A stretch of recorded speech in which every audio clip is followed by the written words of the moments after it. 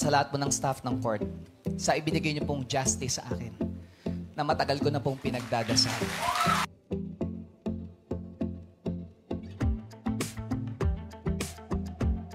Agad na nagpasalamat ang aktor at TV host na si Bong Navarro sa pagkamit niya ng hustisya kontra sa mga kasong inihain sa kanya ni Cedric Lee at Denise Cornejo.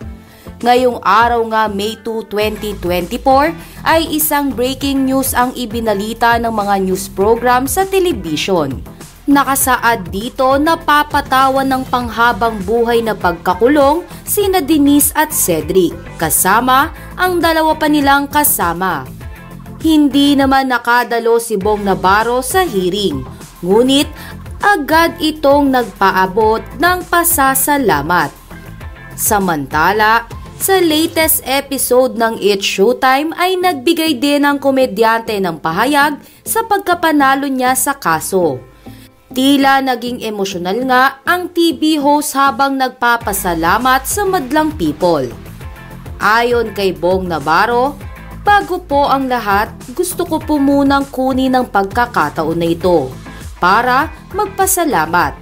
Of course, maraming salamat Lord dahil lagi kang nakagabay sa akin. Sa dami ng pinagdaanan ko sa buhay, nandyan ka. Ikaw ang naging sentro ko at napaka-totoo mo. Kaya maraming salamat. And of course, maraming salamat po sa RTC Taguig Branch 153, kay Judge Bien at sa lahat po ng mga staff sa court. Sa binigay na justice nyo sa akin na matagal ko na pong pinagdarasal. Salamat po ng marami.